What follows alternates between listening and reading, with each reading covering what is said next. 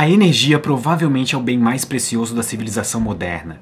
Ela faz os nossos carros funcionarem, ilumina as nossas cidades, leva os nossos foguetes até o espaço e faz o nosso progresso continuar sem parar. Energia é algo tão importante que, se você quiser saber o quão avançada é uma civilização, basta olhar para a quantidade de energia que ela consome e que ela é capaz de produzir. Durante a nossa história, a nossa busca por fontes cada vez mais eficientes de energia acompanhou lado a lado nosso desenvolvimento como espécie. Nós fomos do fogo até máquinas a vapor. Nós domamos o vento. Nós transformamos correntes de água em uma maneira de extrair energia útil para a humanidade. Mas existe um porém. Abastecer energeticamente toda a humanidade não é uma tarefa fácil.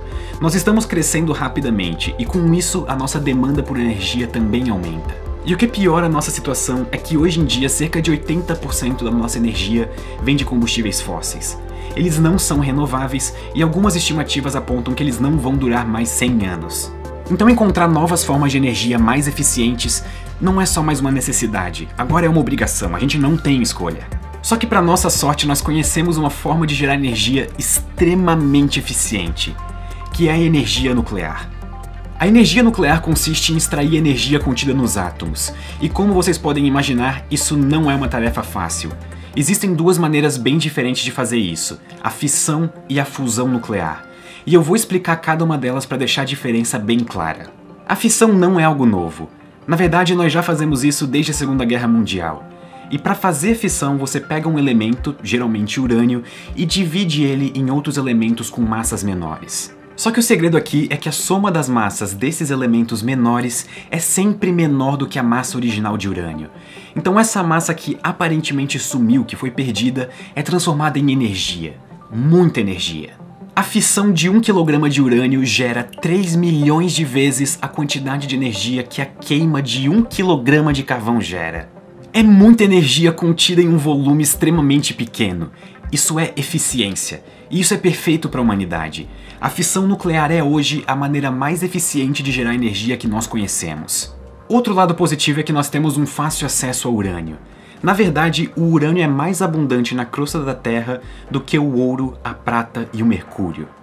Mas mesmo sendo a maneira mais eficiente de gerar energia, a fissão nuclear tem as suas desvantagens. Os subprodutos da fissão nuclear do urânio são radioativos e continuam radioativos por uma grande escala de tempo.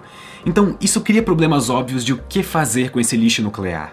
Eles têm que ser muito bem guardados e muito bem monitorados. Mas e se eu dissesse que existe uma segunda opção ainda mais eficiente e poderosa do que a fissão nuclear?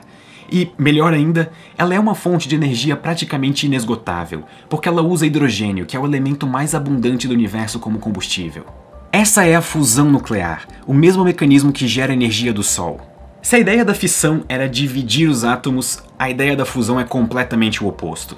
Na fusão nuclear nós pegamos dois átomos leves tipo hidrogênio, fundimos eles e como resultado nós temos um outro elemento mais pesado. Mas mesmo assim, como na fissão, esse elemento resultante tem massa menor do que os átomos que foram fundidos. Essa massa perdida é convertida em energia. Em relação à massa, a fusão nuclear do hidrogênio libera até 10 vezes mais energia do que a fissão nuclear do urânio. Ou seja, a fusão de 1 kg de hidrogênio libera 30 milhões de vezes a quantidade de energia que a queima de 1 kg de carvão liberaria.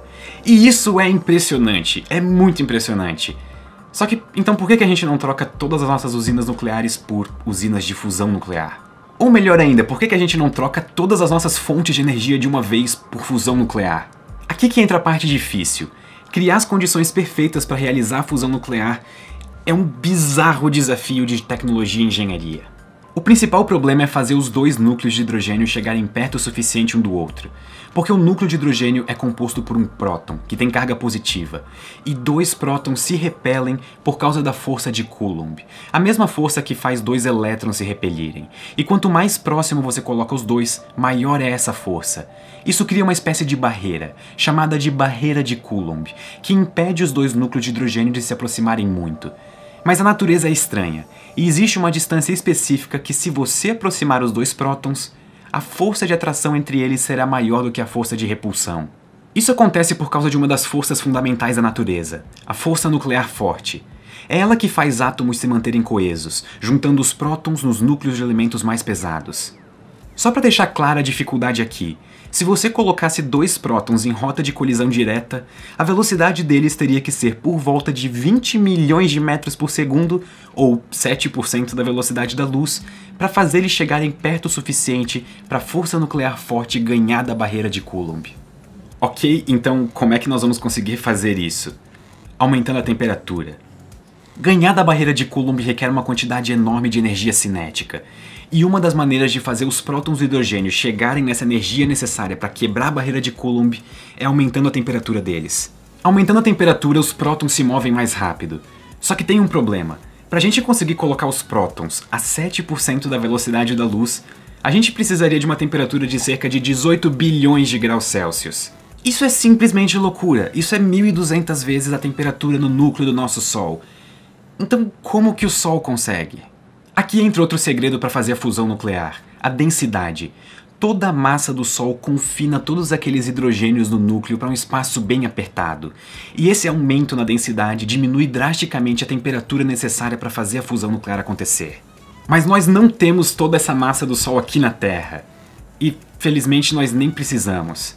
Existem dois jeitos mais fáceis de realizar a fusão nuclear. Ao invés de usar hidrogênio, nós vamos usar dois isótopos de hidrogênio, o deutério e o trítio. O deutério é um hidrogênio com um nêutron a mais, e o trítio é um hidrogênio com dois nêutrons a mais. Só que o trítio praticamente não é encontrado na natureza, então ele tem que ser produzido. E isso é caro. Então a nossa melhor alternativa é fazer a fusão de dois átomos de deutério. O deutério corresponde a pouco mais de 0,01% de todo o hidrogênio presente nos oceanos. Isso pode parecer pouco, mas é deutério suficiente para manter a demanda energética atual da humanidade por mais 150 bilhões de anos. Isso é 30 vezes mais tempo do que a estimativa de vida do Sol. Ok, mas eu ainda não respondi como que nós vamos fazer isso aqui na Terra. Tudo bem, eu entendi a parte da temperatura, eu entendi a parte da pressão, mas e aí? Primeiro nós temos que resolver o maior problema, que é o problema da temperatura. Nenhum material que a humanidade conseguiu produzir até hoje consegue passar dos 4.000 graus Celsius. Eles derretem quando chega nisso. E como nós estamos falando de temperaturas da casa de milhões de graus Celsius, eu acho que ficou bastante evidente o tamanho do problema aqui. Mas existe uma solução esperta. E se o hidrogênio, quando virar plasma, quando for aquecido até milhões de graus Celsius, não necessariamente tiver que tocar em nada? Essa é a ideia por trás do tokamak, o design mais avançado que temos de fusão nuclear hoje em dia. Quando o hidrogênio é aquecido até os milhões de graus Celsius, ele vira plasma. Os elétrons são arrancados do núcleo, então aquilo vira uma sopa de partículas carregadas extremamente energéticas. Mas existe um lado bom nesse cenário caótico. Partículas carregadas podem ser confinadas por campos magnéticos.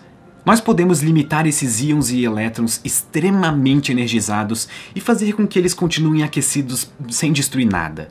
É como se nós estivéssemos criando uma espécie de caixa invisível, em que as paredes da caixa são campos magnéticos. Isso resolve o principal problema. Gerar energia através de fusão nuclear é provavelmente o projeto mais ambicioso e brilhante da humanidade. Nós podemos tranquilamente viver só de fusão nuclear porque o nosso principal combustível, o deutério, vai durar praticamente mais tempo do que o nosso sistema solar. Para todos os efeitos de perspectiva humana, isso é praticamente infinito. Mas e quanto à segurança? Qual que é a probabilidade de acidentes como o de Chernobyl acontecerem? Diferente dos reatores de fissão que possuem combustível para vários e vários anos dentro do seu reator, os reatores de fusão nuclear possuem apenas hidrogênio para sustentar alguns segundos de fusão. Além disso, as condições para começar a fusão nuclear são tão específicas e perfeitas que qualquer coisa que aconteça de errado, o plasma esfria rapidamente e nada acontece, a reação para. Você não tem nenhuma explosão nem nada do tipo, a reação literalmente para. Mas e quanto ao lixo nuclear? Nenhum dos elementos utilizados para fazer a fusão acontecer são radioativos. E além disso, o resultado da fusão do hidrogênio, que é o hélio, tem vários usos benéficos para a medicina e para várias outras áreas da ciência. E para balões de festa. Não existe lixo nuclear na fusão e eu acho que esse é um dos pontos mais importantes. A fusão é a energia do futuro, não há dúvidas disso. Mas a pergunta importante é, o quão distante está esse futuro? Porque nós não temos nenhum indicativo ou certeza de quando ou se nós vamos conseguir usar a fusão nuclear para suprir a demanda energética da nossa sociedade.